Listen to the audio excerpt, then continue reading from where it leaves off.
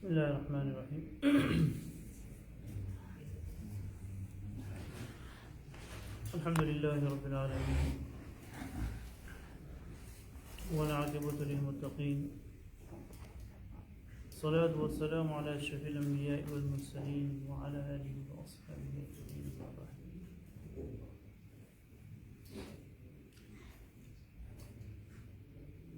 عن ابی خالد حکیم بن حزام رضی اللہ تعالی عنہ قال قال رسول اللہ صلی اللہ علیہ وسلم البیعان بالخیار ما لم يتفرقا فإن صدقا وبینا بورک لهما في بيعهما وإن كتما وكذبا محقت برکت بيعهما متفق علیہ۔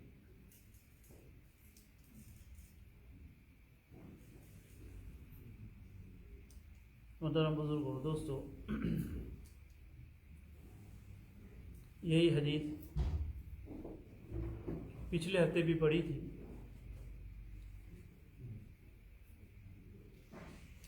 اور اس حدیث کے متعلق اور اس حدیث کے مضمون کے متعلق کچھ باتیں بیع اور شراء، خرید و فروخت کے متعلق عرض کی تھی کہ اللہ کے حبیب علیہ السلام نے فرمایا حکیم ابن حزام راوی ہے۔ اس روایت کے جو راوی ہے حکیم ابن حزام، یہ جلیل القدر صحابہ میں سے ہیں۔ ان کی خصوصیت یہ ہے حکیم ابن حزام رضی اللہ تعالی عنہ کی کہ یہ کعبۃ اللہ کے اندر پیدا ہوئے تھے۔ یہ تنہا صحابی، اللہ کی مخلوق، اللہ نے ان کو یہ شرف بخشا ہے حکیم ابن حزام کو، یہ واقع فیل جو ہم علم تر کیف فعل ربک باصحاب الفیل کے اندر پڑھتے ہیں کہ وہ ابرہا کعبۃ اللہ کے اوپر حملہ کرنے کے لیے آ رہا تھا، اس کے 12 سال پہلے یہ پیدا ہوئے ہیں حکیم ابن حزام۔ ان کی والدہ اس وقت حج یا عمرے کے لیے آئی ہوئی تھی اور وہ حاملہ تھی اس وقت، اور ان کو درد ذہ شروع ہو گیا، پیٹ کے اندر درد شروع ہو گیا، تو ان کو وہ برکت کے لیے کعبۃ اللہ کے اندر گئی ہوئی تھی۔ اس وقت تو کعبۃ اللہ کھلا رہتا تھا،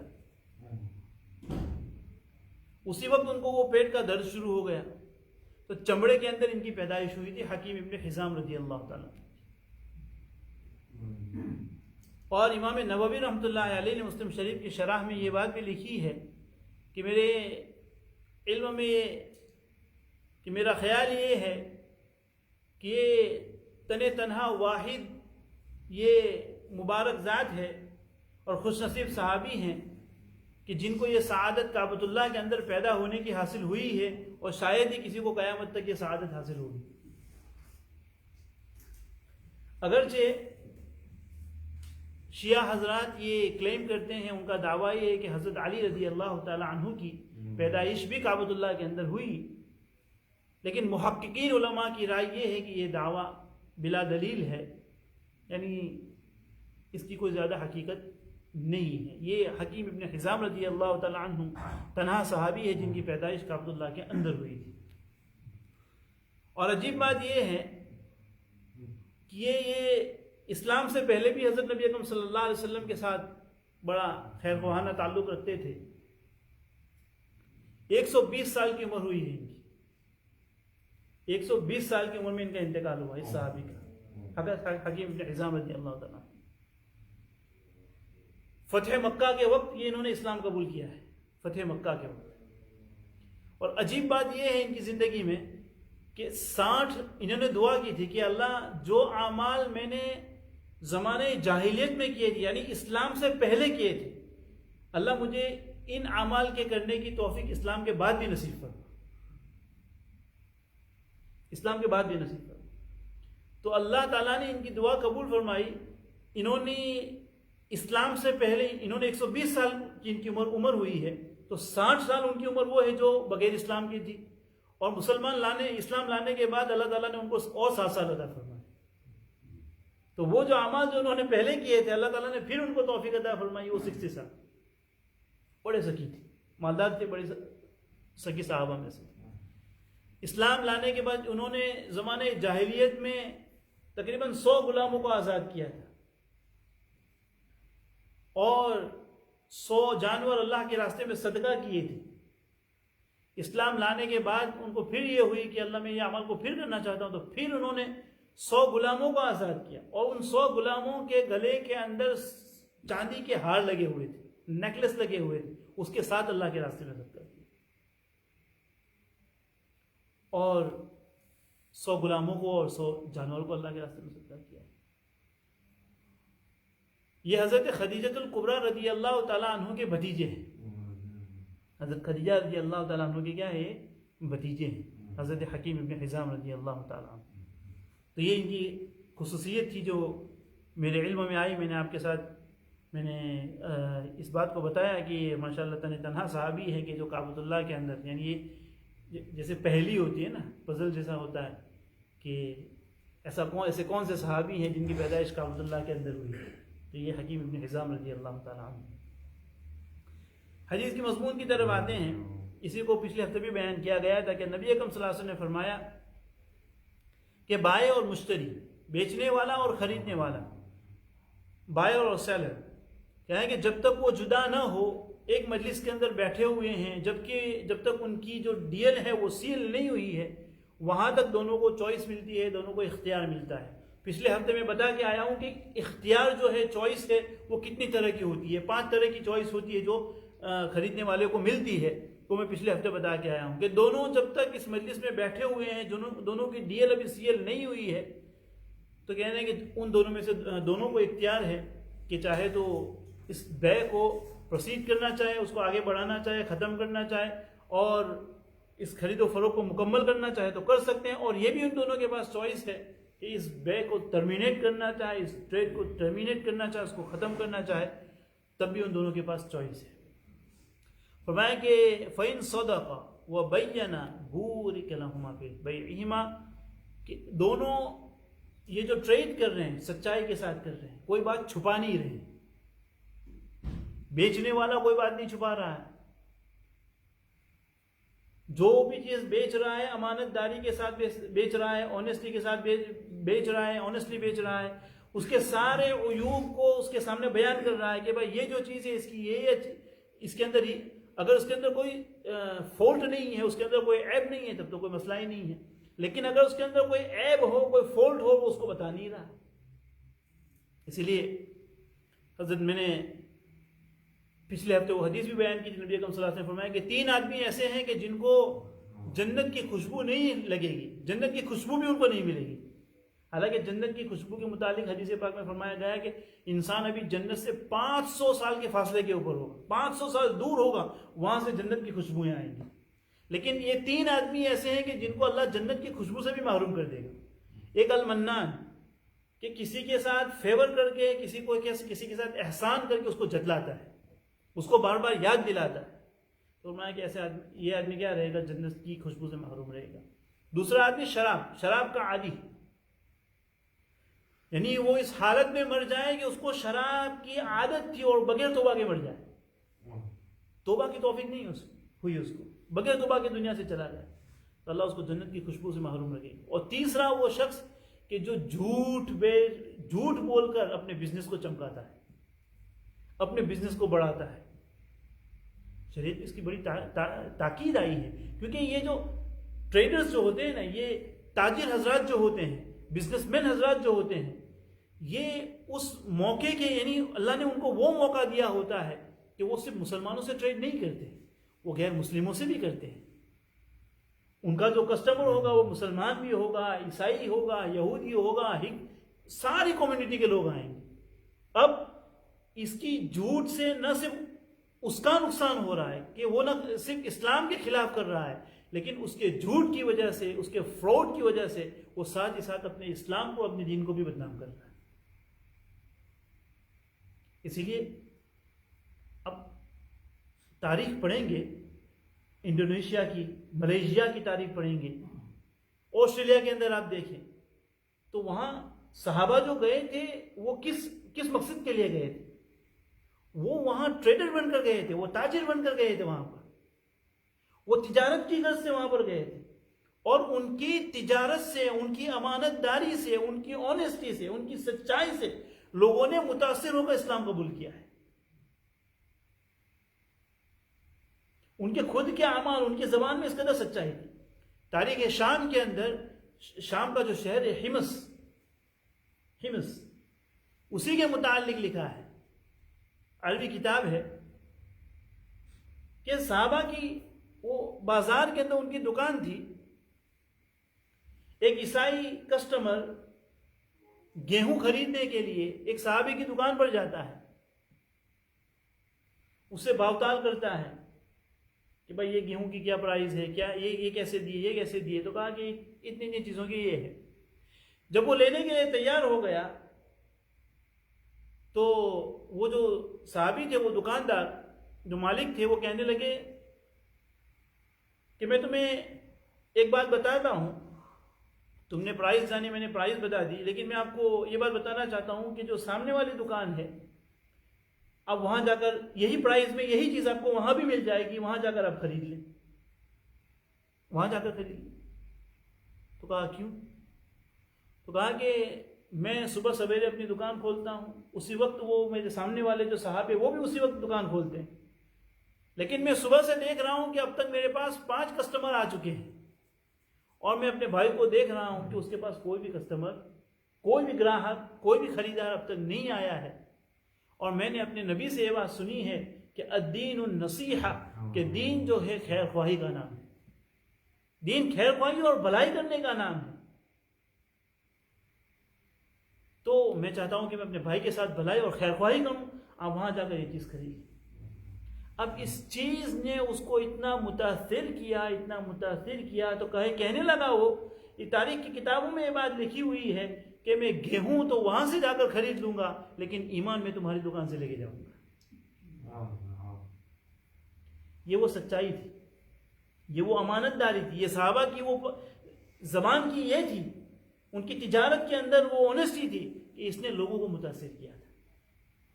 اب دیکھیں انڈونیشیا، ملیشیا کی تاریخ آپ پڑھ لیں، اس میں یہی لوگ گئے تھے، مسلمان وہاں تجارت کے لیے گئے تھے۔ افریقہ کی طرف دیکھ لیں، تجارت کے لیے گئے تھے وہاں پر، اور ان کے انہی چیزوں نے، ان کے اخلاق نے ان کو متاثر کیا ہے۔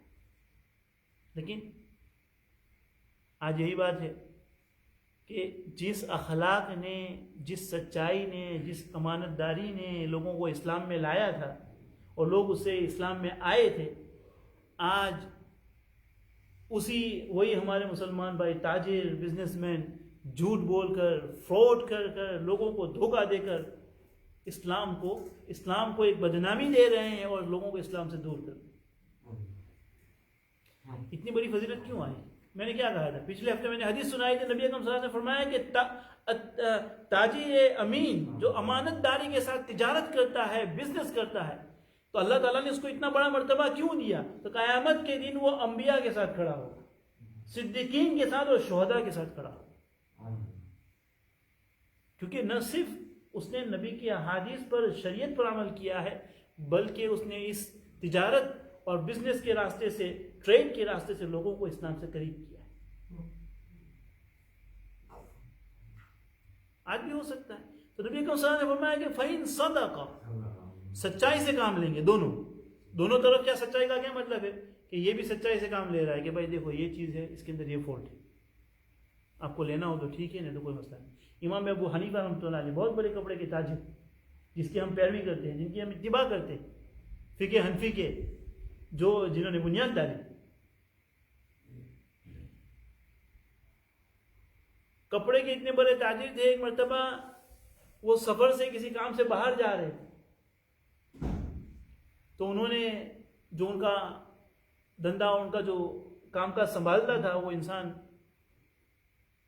اس کو یہ کہہ کر گئے کہ بھائی دیکھو یہ کپڑا جو ہے، اس کے اندر یہ خامی ہے، اس کے اندر یہ خرابی ہے، اگر تم کسی کو بیچو تو اس کو بتا کر بیچنا، اس کو بتا کر بیچنا۔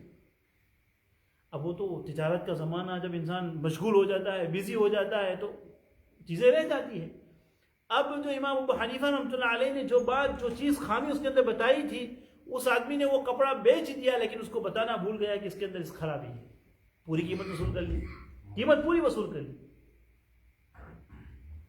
تو خود امام ابو حنیفہ رحمۃ اللہ تو خود فقیہ بھی تھے اور بڑے متقی اور تقوی والے تھے. اتنے ورع اور تقوی والے تھے کہ اس زمانے میں کتنے گھر ایسے تھے, کتنے یتیم, کتنی بیواؤں کے گھر ایسے تھے جو امام ابو حنیفہ رحمۃ اللہ علیہ کے وظیفے پر چلتے تھے. کتنے لوگوں کو انہوں نے قرضہ دے کے رکھا تھا. اور ان کا تقوی کا عالم یہ تھا کہ جب کسی کو قرضہ دیتے تھے تو اس کے گھر کے قریب سے بھی نہیں گزرتے تھے. کسی کو قرضہ دیتے تھے تو اس کے گھر کے آس پاس بھی نہیں گزرتے تھے کہ شاید اس کے دل میں یہ بات آ جائے کہ میں اس کو پیسوں کے لیے ہنٹ کر رہا ہوں. ایسا تقوی والا انسان. تو جب واپس آئے ہیں تو پوچھا کہ وہ کپڑا بیچ دیا؟ تو کہا کہ ہاں بیچ دیا.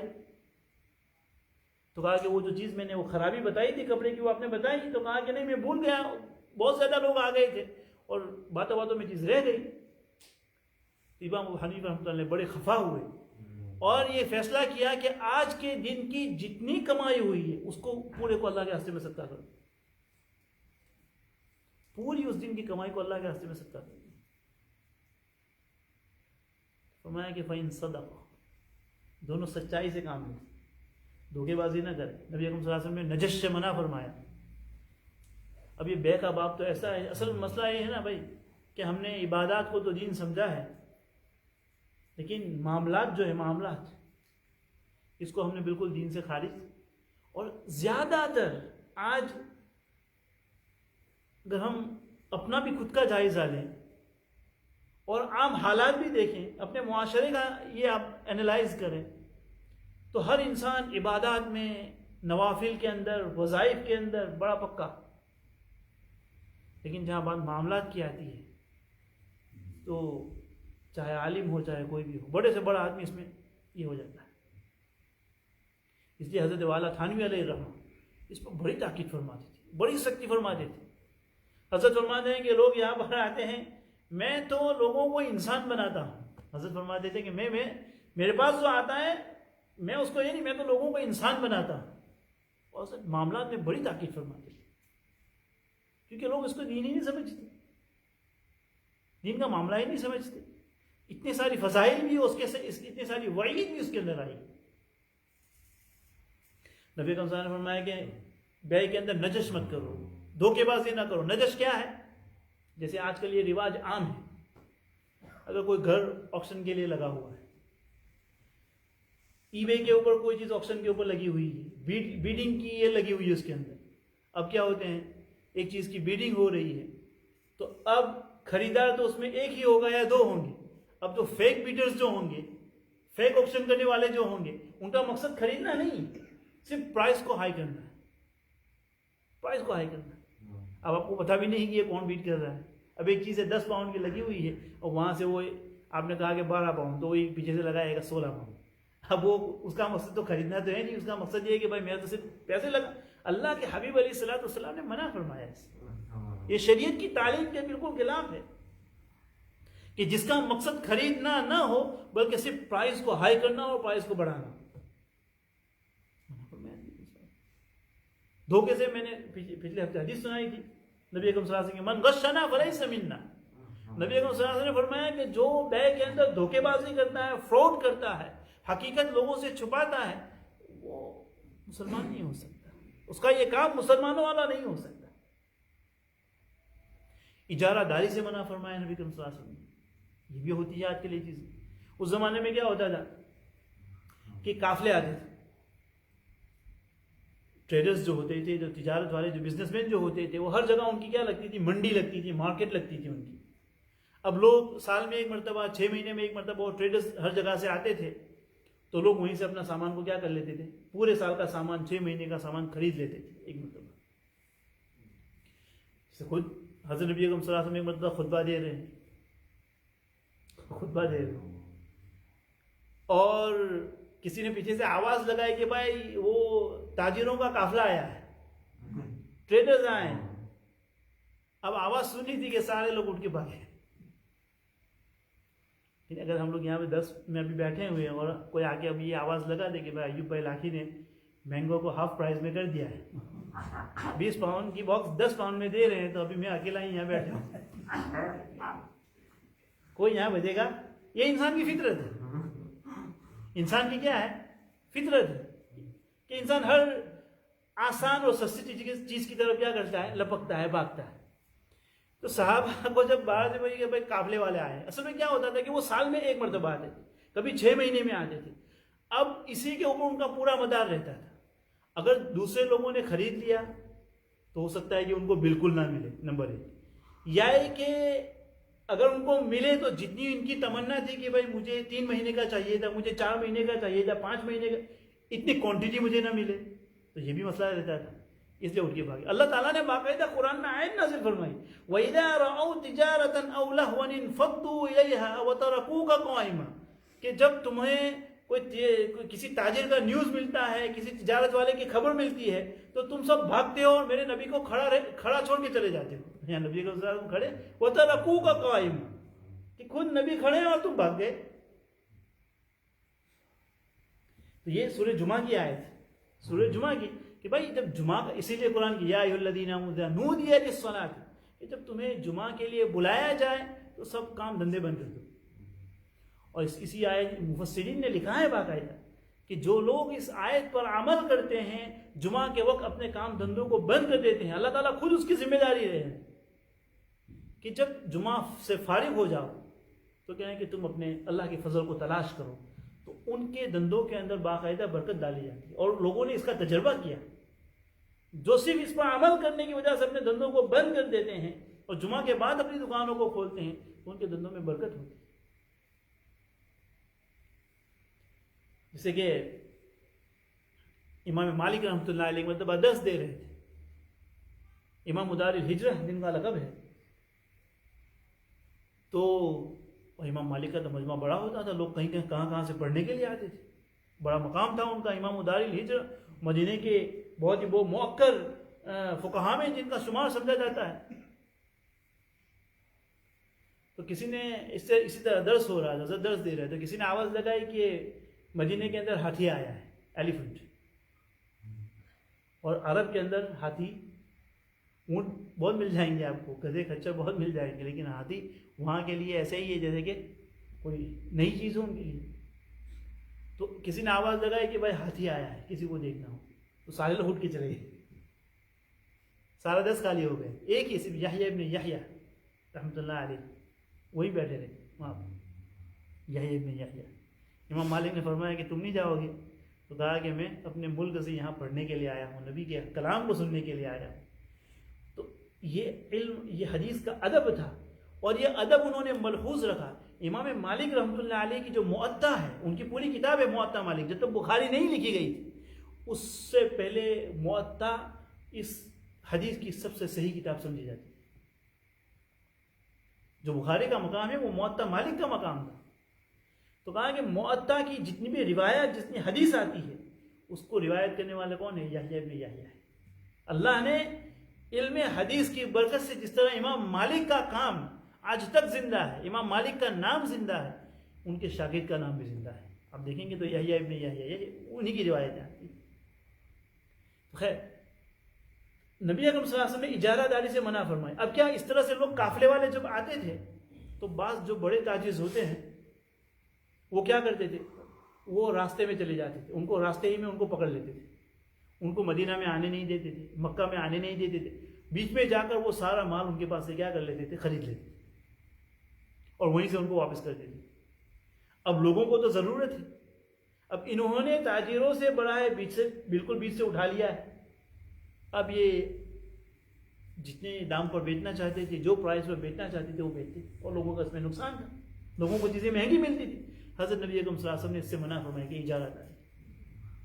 کون سا مذہب ہے، کون سا؟ یہ اسلام کی خصوصیت ہے، اسلام کی تعلیمات ہے کہ اس نے تجارت کو لے لیجیے، آپ زندگی کا کوئی گوشہ لے لیجیے، کوئی زندگی کے کوئی بھی کسی بھی حصے کو آپ لے لیجیے، زندگی گزارنے کا کوئی بھی حصہ لے لیجیے، شریعت کی تعلیمات وہاں موجود ہے. تجارت جیسا اہم شعبہ جہاں شریعت نے تعلیمات دی. اور نبی اکرم صلی اللہ علیہ وسلم نے اس کے اندر دھوکے سے منع فرمایا. حدیث پاک میں فرمایا, دوسری حدیث کے اندر نبی اکرم صلی اللہ علیہ وسلم نے فرمایا کہ جو کوئی چیز کو بیچتا ہے اور لم ینبہ, کہنے کہ اس کے اندر اگر کوئی فالٹ ہے, کوئی عیب ہے, اس کو بیان نہیں کرتا ہے, تو فرمایا کہ اس کے عیب کو بیان نہ کرنے کی وجہ سے راوی کو شک ہے یا تو وہ اللہ کے غضب کے اندر رہتا ہے, اللہ کے غصے کے اندر رہتا ہے, یا کہ اللہ تعالیٰ کی لعنت اور قرص اس کے اوپر نازل ہوتا رہتا ہے.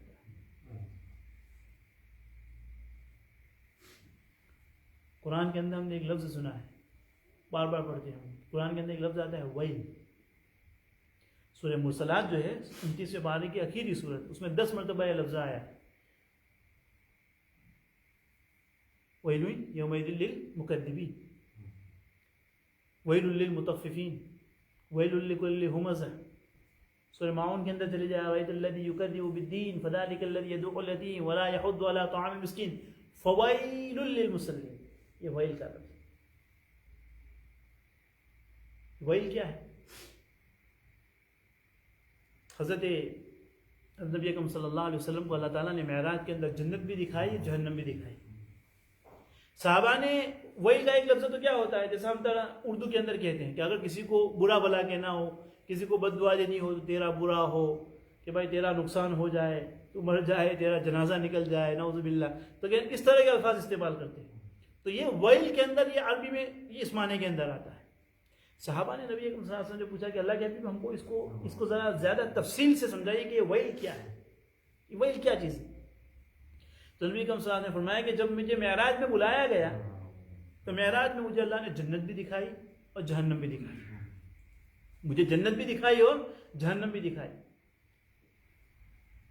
تو جہنم کے اندر مجھے ایک مقام کے اوپر لے جایا گیا, ایک جگہ دکھائی گئی, ایک مقام, ایک پلیس دکھائی گئی جو کنویں کی شکل کی تھی, ویل کی شکل کی تھی. تو جبریل امین سے پوچھا کہ یہ کیا ہے, تو کہا کہ اس کو ویل کہا جاتا ہے. اس کو کیا کہا جاتا ہے؟ عجیب اتفاق ہے نا, یہ ہے بھی ویل, انگلش میں اس کو ویل کہتے ہیں, عربی میں اس کو ویل کہتے ہیں. حالانکہ بیر کا لفظ ہوتا ہے کنویں کے لیے, لیکن یہاں پر ویل یعنی یہ جگہ بتائی گئی, ویل ہے, یہ اس جگہ کا نام ویل ہے. اچھا, تو کہا کہ یہ کون سی جگہ ہے, تو فرمایا کہ جہنمیوں کو جہنم کی تپش, گرمی اور عذاب کی وجہ سے ان کے بدن سے جو پیشاب, پاخانہ, خون, پس, یہ ساری چیزیں نکلتی ہے, وہ یہاں پر جمع ہوتی ہے. یہ یہاں پر جمع ہوتی ہے. اور جبریل امین نے نبی اکرم صلی اللہ علیہ وسلم کو یہ بات بتائی کہ یہ وہ جگہ ہے کہ جہنم خود اس جگہ سے دن میں 70 مرتبہ اللہ تعالیٰ سے پناہ مانگتی ہے.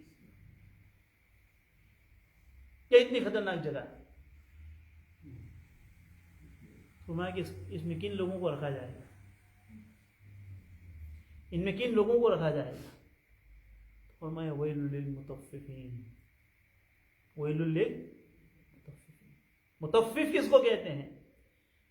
عبداللہ ابن عباس رضی اللہ تعالی عنہ جو مفسر قرآن ہے, اس امت کے سب سے بڑے مفسر, فرماتے ہیں مطفف وہ آدمی, کان کھول کر سنو, مطفف اس آدمی کو کہا جاتا ہے کہ جب لینے کی باری ہوتی ہے تو پورا لیتا ہے, اور جب بات دینے کی ہوتی ہے تو اس کے اندر ڈنڈی مارتا ہے. اس کے اندر ویل للمطففین الذین اذا اکتالوا علی الناس یستوفون واذا کالوہم او وزنوہم یکسرون. لینے کی بات ہو تو پورا لیتے ہیں, پورا وصول کرتے ہیں, لیکن جب بات دینے کی ہوتی ہے تو اس کے اندر کمی بیشی کر دیتے ہیں, اس کے اندر ڈنڈی مار دیتے ہیں, اس کے اندر دھوکہ کرتے ہیں, اس کے اندر فراڈ سے کام لیتے ہیں. حضرت نبی اکرم صلی اللہ علیہ وسلم جب ہجرت کر کے مدینہ تشریف لے گئے ہیں تو مدینہ پاک کے اندر یہودیوں کے بڑے بڑے قبیلے تھے. یہودیوں نے بڑی بڑی تجارتوں کے اوپر کنٹرول کر کے رکھا ہوا تھا. مدینہ اور اس طرف کا پورا مارکیٹ انہوں نے کنٹرول کر کے رکھا ہوا تھا. یہ اس زمانے سے ٹریڈرز ہیں, اس زمانے سے یہ مالدار چلے آ رہے ہیں. ہیکنگ ان کو پہلے سے پتا ہے. تو پوری مارکیٹ پر ان کا کنٹرول تھا. ان لوگوں کی یہ عادت تھی تخفیف کی عادت تھی ان کی. وہ کیا کرتے تھے، پرائز جو رکھی ہوئی ہے وہ پوری رکھی ہوئی ہے کہ بھائی 10 پاؤنڈ کا 10 کلو ملے گا آپ کو، تو 10 پاؤنڈ پورے لیتے تھے. جب دینے کی باری آتی تھی تو اس کے اندر سے 1 کلو کم کر دیتے تھے. ناپ تول میں کمی کرتے تھے، ڈنڈی مارتے تھے، تخفیف کرتے تھے. تو یہ آیت ان کے متعلق نازل ہوئی. اور یہ عادت جو تھی صرف ان کی نہیں تھی، بلکہ اس سے پہلے حضرت سیدنا شعیب علیہ السلام کی جو قوم تھی اس کی بھی یہی عادت تھی. حضرت شعیب علیہ السلام کی جو قوم تھی اس کی بھی یہی عادت تھی. وہ کیا کرتے تھے، ناپ تول میں کمی کرتے تھے، ڈنڈی مارتے تھے، مال پورا وصول کرتے تھے. بات دینے کی آتی تھی تو پورا نہیں دیتے تھے. کپڑا کہا کہ بھائی یہ 10 میٹر ہے، کتنے کا لیں گے، 50 پاؤنڈ کا لیں گے. کتنے کا دیں گے، 50 پاؤنڈ کا. 50 پاؤنڈ پورے لیے، لیکن کپڑا اس کے اندر سے کم ہے. آج کل تجارت اسی طرح چل رہی ہے. دھوکے ہیں. آن لائن تجارت کے اندر کیا ہے، وہ اللہ ماشاء اللہ بہت کم مل جاتے ہیں کہ جو زبان کے سچی ہو. الحمدللہ میں نے ہمارے یہاں گجرات کے اندر سورت کے اندر ایک دکان ہے، میں کو اس کا ایڈورٹائز نہیں کر رہا ہوں کیونکہ میں خود کبھی گیا ہی نہیں ہوں. فاروق بردرز کر کے، الحمدللہ فاروق بردرز، فاروق بردرز تو یہاں پر حافظ بردرز، جس کا نام حافظ بردرز، ان کا نام ہی حافظ بردرز. الحمدللہ یہ جتنے بھی تقریباً بڑے بڑے علماء آتے ہیں انہی کے ہیں ان کا قیام ہوتا ہے. میں سورت کے اندر شاید ایک واحد دکان کو جانتا ہوں کہ جو بیچا ہوا مال واپس لیتے ہیں. ان کے یہاں لکھا ہوا ہے، یعنی ان کی جو بیگ ہوتی ہے کپڑے کی، اور اسٹینڈرڈ کپڑے ملتے ہیں وہاں پر، ان کی بیگ کے اوپر لکھا ہوا ہے کہ اگر آپ کو کپڑے پسند نہ آئے، کپڑے لے جائے، پیسے لے جائیں.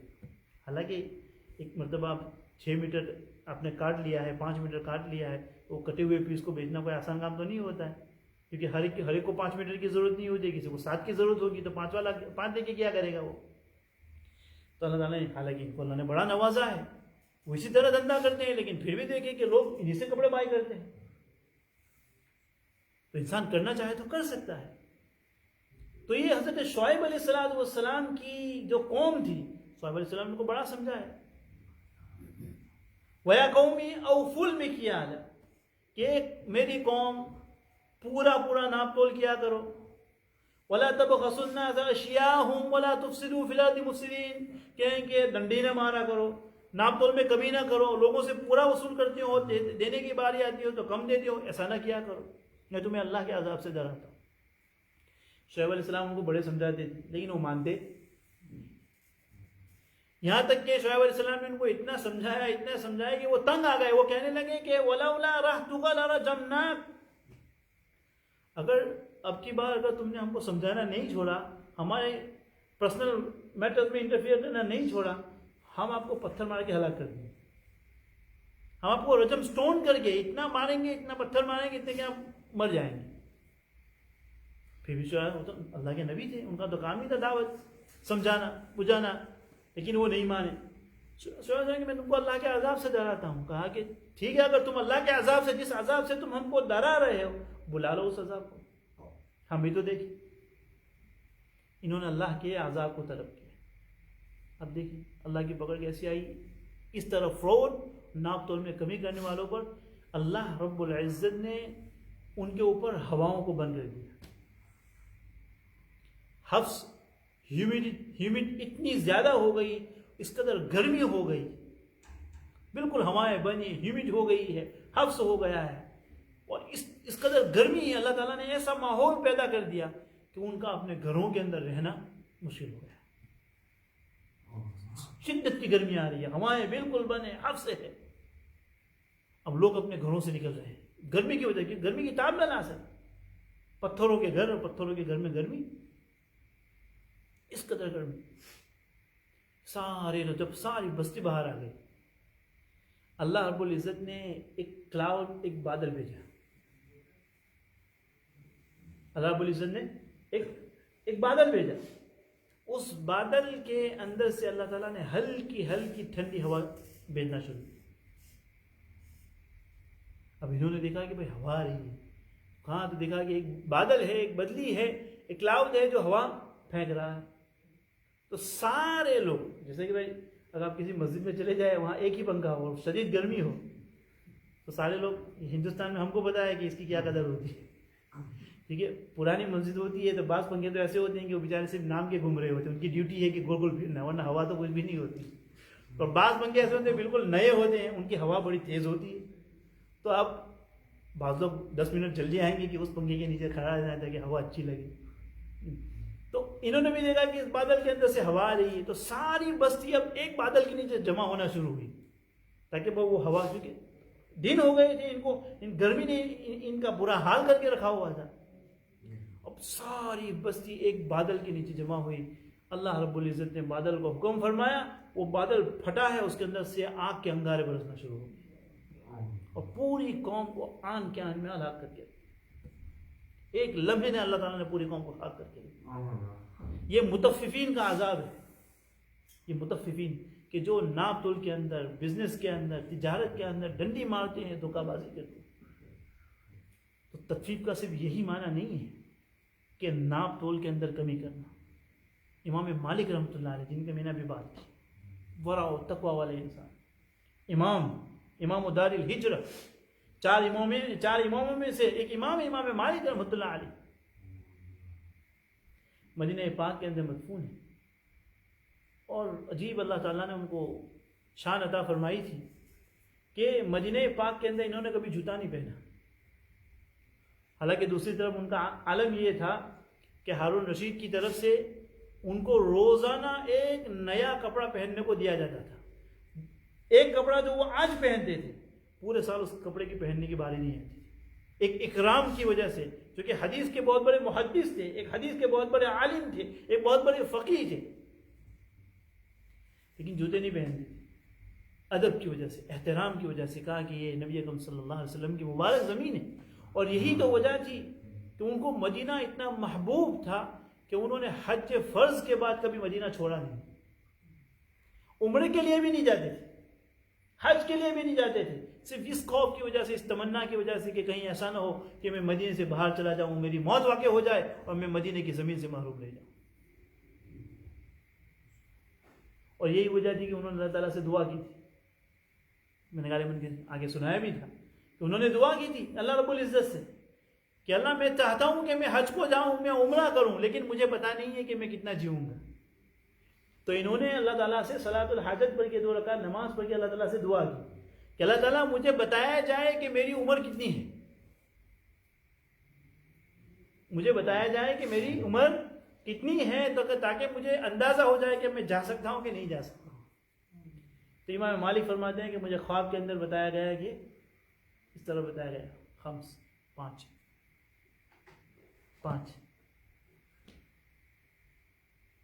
تو انہوں نے تعبیر پوچھی محمد ابن سیرین رحمۃ اللہ علیہ سے، محمد ابن سیرین رحمۃ اللہ علیہ سے اس کی تعبیر پوچھی کہ بھائی اس خمس کا کیا مطلب ہے. تو فرمایا کہ قرآن پاک کی آیت کی طرف اشارہ ہے کہ اللہ تعالیٰ نے 5 چیزوں کا علم کسی کو نہیں دیا. 5 چیزوں کا علم، کسی موت کا علم اللہ نے کسی کو نہیں دیا ہے. 5 چیزوں میں سے موت بھی ہے. قیامت کب آئے گی، ماں کے پیٹ میں کیا ہے، کسی کو نہیں دیا. امام مالک رحمۃ اللہ علیہ ایک مطلب حدیث پڑھا رہا ہے اور چادر اڑی ہوئی ہے. اب دیکھ رہے ہیں کہ بار بار ان کے چہرے کا جو رنگ ہے، وہ کلر ہے، وہ بدل رہا ہے.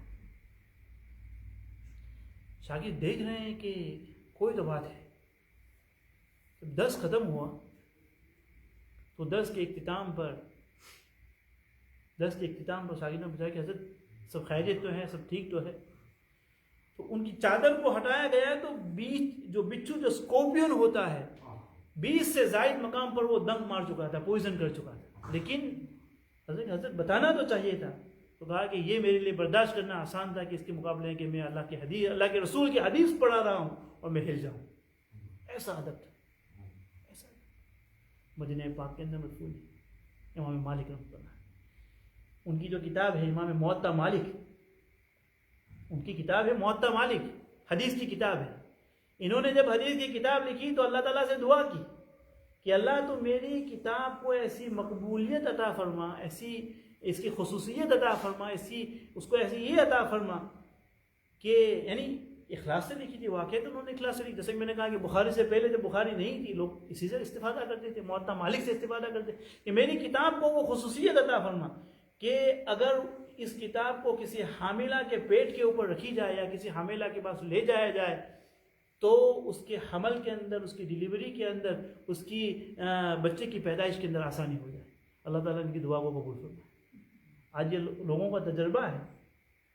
اور ہمارے یہاں ہمارے گاؤں کے اندر تو باقاعدہ ایک جگہ کے اوپر موطا مالک رکھی ہوئی ہے. ہمارے یہاں ایک ریسٹورینٹ ہے، وہاں پر حدیث کی ایک کتاب موطا مالک رکھی ہوئی ہے. عوام بیچارے پڑھ تو نہیں سکتے ہیں، لیکن جس کسی کے یہاں یہ ولادت کا مسئلہ ہوتا ہے وہ اس کتاب کو لے لیتا ہے.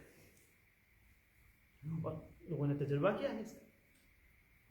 اب یہ شخصیت کیسی ہوگی؟ امام مالک رحمۃ اللہ. امام مالک رحمۃ اللہ علیہ فرماتے ہیں کہ تطفیف، ویل للمطففین، جو میں نے بتایا کہ یہ جو تطفیف جو ہے، یہ تطفیف کا معنی صرف یہ نہیں ہے کہ انسان ناپ تول کے اندر، انسان بزنس کے اندر، ٹریڈ کے اندر کمی بیشی کر لے، کوئی چیز کم دے دے، بلکہ التطفیف فی کل شیء. امام مالک فرماتے ہیں کہ تطفیف ہر چیز کے اندر ہے. تطفیف ہر چیز کے اندر. اگر آپ کسی جگہ کے اوپر ملازم ہیں، آپ کسی جگہ کے اوپر کیا ہے؟ ملازم ہے، اور آپ 30 گھنٹے کے پیسے وصول کر رہے ہیں، تو لینے کا وقت ہے پورا لے رہے ہیں. جب بات دینے کی آ رہی ہے تو میں اس کے اندر کیا مار رہا ہوں؟ ڈنڈی مار رہا ہوں، اپنے اوقات کو آگے پیچھے کر رہا ہوں، چھپا رہا ہوں. تو یہ بھی تطفیف ہے. میری بیوی اس کا پورا حق مجھے ادا کر رہی ہے، وہ میری خدمت بھی کر رہی ہے، وہ میرے بچوں کی تربیت بھی کر رہی ہے، وہ میرے پیچھے میری مال کی، اپنی جان کی، اپنے عزت آبرو کی حفاظت بھی کر رہی ہے. تو لینے کی بات ہے میں پورا لے رہا ہوں، لیکن جب دینے کی بات آ گئی میں تطفیف کر رہا ہوں. اس کا پورا حق ادا نہیں کر رہا ہوں، اس کا پورا حق ادا نہیں کر رہا ہوں. جو اس کی ذمہ داری ہے، جو اس کے حقوق ہے، اس کے اندر میں ڈنڈی مار رہا ہوں. اتنا وقت جو اس کا حق ہے میں نہیں دے رہا ہوں، جتنا پیسہ جو اس کا حق ہے میں نہیں دے رہا ہوں.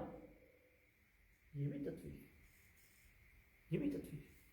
مولانا فخر الدین صاحب رحمۃ اللہ علیہ، جو دارالعلوم دیوبند کے شیخ الحدیث تھے، ان کا بخاری کا درس ہوتا تھا 9 بجے سے لے کر 11 بجے تک. تو 9 بجے سے 11 بجے تک وہ بخاری پڑھاتے تھے، اور بخاری پڑھانے کے بعد بچوں سے کہتے ہیں کہ آدھا گھنٹہ اور بیٹھو، آدھا گھنٹہ اور بیٹھو. تو بچے پوچھتے تھے کہ حضرت 2 گھنٹے تو کافی ہے، اتنا پڑھ لیا، ابھی 2 گھنٹے. تو فرمایا کہ 9 بجے سے 11 بجے تک میں نے پیٹ کے لیے پڑھایا ہے، اور 11 بجے سے لے کر 11:30 بجے تک میں اللہ کے لیے پڑھا، کیونکہ اس کے پیسے مجھے ملتے، اس کے پیسے مجھے ملتے. یہ صحابہ کا معمول یہ تھا کہ وہ دیتے پورا تھے، لیکن اپنے حق کو چھوڑ دیتے تھے.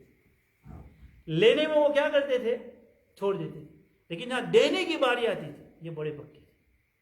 اور یہی وجہ تھی کہ اسلام ان کے اخلاق کی وجہ سے پھیلا. ان کے اخلاق کو لوگوں نے دیکھا ہے. یہ شریعت کی خصوصیت، یہ شریعت اسلامیہ کی خصوصیت کہ جو ہمیں ان باتوں کی تعلیم دیتا ہے. انسان عمل کرے، دیکھیں پھر کیوں یہ نہ ہو. انسان ہمارے ساتھ، بلکہ اگر یہ کہا جائے تو ہم تقریباً 60 سے اس ملک میں آئے ہیں، 60 کے بعد ہم لوگ اس ملک میں رہ رہے ہیں. اب جب سے آج تک ہم نے صرف لینے کا کام کیا ہے. NHS چاہے دوائی ہو، فری سروس ہو، اس کے علاوہ بینیفٹس ہو، چائلڈ بینیفٹس ہو، ان کی سروسز سے فری فائدہ ہو، فری بس پاسز ہو. ہم تقریباً 40-50 سالوں سے ہم کیا کر رہے ہیں بھائی؟ لینے کا کام کر رہے ہیں. ہم نے ان کو رمضان میں سموسے کے علاوہ کچھ دیا ہے؟ ہم ان سے لے رہے ہیں نا بھائی. ان کی ہر سروس سے ہم فری فائدہ اٹھا رہے ہیں. ان کی چاہے یہ ہو وہ ساری چیزیں.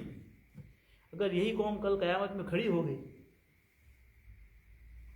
یہی قوم کل قیامت میں کھڑی ہو گئی، ہمارا گریبان پکڑ لیا کہ انہوں نے صرف ہم سے لینے کا کام کیا تھا، انہوں نے ہمیں کچھ دیا نہیں، تو کیا ہم اللہ کے دربار میں کوئی جواب دے سکیں گے؟ کتنے لوگ ہیں ہمارے ساتھ کام کرتے ہیں کہ جو ہمارے اخلاق سے متاثر ہوئے، جنہوں نے ایک پوزیٹیو میسج ہمارے بیہیویئر سے، ہمارے کیریکٹر سے لیا ہو کہ یہ اسلام ہے۔ بلکہ اگر کسی کو اسلام کے متعلق اچھا گمان ہو، نعوذ باللہ، اللہ ہمیں معاف فرمائے، ہماری حالت کو دیکھ کر، ہمارے اخلاق کو دیکھ کر، ہماری گندی زبان کو دیکھ کر وہ جو قریب ہوگا وہ بھی دور ہو جائے۔ کیونکہ ہم نے کیا کر رکھا ہے؟ ڈبل سٹینڈرڈ لے کے رکھا ہے۔ ہر انسان جس جگہ پہ کام کر رہا ہے وہ اس کے لیے ذمہ داری ہے۔ امام مالک کہتے ہیں کہ تطفیف فی کل شیء، ہر چیز میں تطفیف ہوگی، اور اس کے اندر ڈنڈی مارنے والے کو قیامت میں یہی عذاب ہوگا۔ میں کسی کا ذمہ دار ہوں، میری ذمہ داری ہے کہ میں اس کو پورا دوں۔ اگر میں چاہتا ہوں کہ میں اس سے کام پورا لے رہا ہوں تو اب میری ذمہ داری بنتی ہے کہ میں اس کو بھی پورا دوں۔ اسلام کے ہم اپنے اخلاق کو درست کریں۔ ہمارے لیے بہترین مواقع ہیں، بہترین، ہم ایسے کتنے موقع ہوتے ہیں جس کو ہم ضائع کر دیتے ہیں۔ ہمارا پڑوسی ہے، ہمارا کولیگ ہے، ہمارے ساتھ کام کرنے والے ہیں، ایک انسان بتائیں کہ جنہوں نے ہم نے اپنے اخلاق سے متاثر کیا ہو اور وہ اسلام کے اندر آ گیا، ورنہ بڑا خطرہ ہے۔ ہم نے لینے کا تو کام کیا ہے، لیکن ہم بہترین چیز اگر کوئی ان کو دے سکتے ہیں تو ایمان دے سکتے ہیں۔ یہ لوگ باصلاحیت قوم ہے، ہم ان کی تاریخ پڑھیں، ان کے دل جو ہیں بڑے نرم ہوتے ہیں، لیکن تھوڑی محنت کی ضرورت ہوتی ہے۔ حضرت علی رضی اللہ تعالیٰ عنہ کے زمانے میں حضرت علی خود خلیفہ ہے، حضرت علی خود امیر ہے، مسلمانوں کے خلیفہ ہیں۔ حضرت علی رضی اللہ تعالیٰ عنہ بازار میں سے گزر رہے ہیں، ایک عیسائی کو دیکھا کہ حضرت علی رضی اللہ تعالیٰ عنہ کی تلوار کا آکشن کر رہا ہے، اس کی وہاں نیلامی ہو رہی ہے۔ حضرت علی نے کہا کہ یہ تو میری تلوار ہے جو کل چوری ہو گئی تھی، یہ تو میری تلوار ہے جو چوری ہو گئی ہے، اس کی نیلامی کر رہا ہے یہاں پر۔ حضرت علی رضی اللہ تعالیٰ عنہ اس کو پکڑ کے کورٹ کے اندر لے گئے، حالانکہ خود امیر ہے، خود فیصلہ کر سکتے ہیں، لیکن انہوں نے کبھی اپنی پوزیشن کا غلط فائدہ، اس وقت کے جو قاضی تھے، اس وقت کے جو جج تھے، قاضی شرح، ان کے پاس لے کے گئے کہ کیا معاملہ ہے؟ تو کہا کہ میں اس عیسائی کو لے کر آیا ہوں، اس نے میری تلوار چوری کر لی، میں نے اس کو بازار میں دیکھا کہ اس کو نیلام کر رہا تھا، اس کے آکشن کر رہا تھا۔ تو حضرت علی رضی اللہ، حضرت قاضی شرح جو جج ہے، انہوں نے کہا کہ اسلام کا قاعدہ یہ ہے کہ البینۃ علی المدعی والیمین علی من انکر، یہ اسلام کا یہ پرنسپل ہے کہ جو انسان کلیم کرے گا، جو انسان کیا کرے گا، اگر میں کلیم کر رہا ہوں تو میرے پاس کیا ہونے چاہیے؟ وٹنس ہونی چاہیے، میرے پاس کیا ہونے چاہیے؟ وٹنس ہونی چاہیے۔ اور جس کے اوپر میں نے کلیم کیا ہے، اگر میرے پاس وٹنس نہیں ہے، میرے پاس، میں وٹنس پیش کرنے سے میں عاجز آ جاؤں کہ بھائی میرے پاس وٹنس نہیں ہے، تو سامنے والا کیا کھائے گا؟ قسم کھائے گا کہ بھائی یہ جو بات کہہ رہا ہے یہ سچ ہے یا جھوٹ ہے۔ اگر اس نے قسم کھا لی تو فیصلہ اس کے حق میں ہو جائے گا، یہ شریعت کا پرنسپل ہے۔ تو حضرت قاضی شرح نے حضرت علی رضی اللہ تعالیٰ عنہ سے کہا کہ اسلامک پرنسپل کے مطابق قاعدہ یہ ہے کہ البینۃ علی المدعی، اور تم نے کلیم کیا ہے، تم کلیم کر رہے ہو کہ تلوار میری ہے، تو اب تمہاری ذمہ داری ہے کہ تم گواہ لے کے آؤ، تم گواہ لے کر آؤ۔ حضرت علی رضی اللہ تعالیٰ عنہ نے دیکھا تو کہا کہ میرے پاس ایسے گواہ ہیں، میرے پاس ایسے گواہ ہیں جس کے متعلق حضرت نبی اکرم صلی اللہ علیہ وسلم نے فرمایا کہ سیدہ شباب اہل الجنہ، کہ یہ جنت کے نوجوانوں کے سردار ہیں جنہوں نے نبی کی گود میں تربیت پائی ہے، جن کے ورع، جن کے تقوی میں، جن کی پھاکی کے اندر کوئی ذرہ برابر انگلی نہیں رکھ سکتا۔ میرے پاس ایسے گواہ ہیں، حسن اور حسین رضی اللہ تعالیٰ عنہ، حضرت علی کے بیٹے، ٹھیک ہے، تمہارے پاس ساری تقریر حضرت علی نے ان کے فضائل بیان کیے کہ حسنین کے یہ فضائل ہیں ان کے۔ قاضی شرح نے کہا کہ تمہاری بات ختم ہو گئی تو میں کہوں فرمایا کہ تمہاری ساری بات صحیح ہے، حسنین کی فضائل اپنی جگہ پر ہے، لیکن شریعت کا دوسرا پرنسپل اور اصول یہ ہے کہ بیٹے کی گواہی باپ کے حق میں قبول نہیں ہوتی. یہ شریعت کا پرنسپل ہے. اگر بیٹا باپ کے حق میں گواہی دے گا تو اس کو قبول نہیں کیا جائے گا. لہذا تمہارے دونوں بیٹوں کی گواہی تمہارے فیور کے اندر قبول نہیں ہے. یہ تلوار میں عیسائی کو دیتا ہوں. یہ تلوار عیسائی کو دینے کا فیصلہ ہے. یہ وہ اخلاق عیسائی کے سیرت کی کتابوں میں لکھا ہے. وہ کہنے لگا کہ قاضی شریح تمہاری تلوار تو اپنی جگہ پر ہے، لیکن تم نے اپنی اخلاق کی تلوار سے مجھے مار دیا. علی تم تلوار لے جاؤ، میں ایمان لے کے جاتا ہوں. یہ باصلاحیت قوم ہے. تطفیف سے بچیں، اپنے آپ کو ایسا بنائیں اگر جس فیلڈ کے اندر ہو کہ ہماری خود کی ذات داعی ہو، ہمارا ہر عمل دعوت دینے والا، نرمی سے کام. تو اس حدیث کے اندر یہی فرمایا کہ وَإِن كَتَمَا وَكَذَبَا، کہ اگر دونوں آپس میں ٹریڈ کرنے والے اگر کوئی چیز چھپائیں گے اور جھوٹ بولیں گے، بیچنے والا تو سمجھ میں آئے گا کہ وہ کیا چھپائے گا. اگر کوئی چیز بیچ رہا ہے جس کے اندر کوئی فالٹ ہوگا، کوئی عیب ہوگا، اس کو چھپائے گا. یا کہ جھوٹ بول کے بیچے گا کہ بھائی یہ جو چیز ہے یہ تو جرمنی سے بن کے آئی ہے. جیسے کہ آج کل کووڈ کا زمانہ چل رہا ہے ہندوستان کے اندر، آپ دیکھا ہوگا کہ وہ فیک ویکسین بھی آ گئی ہے. سبحان اللہ.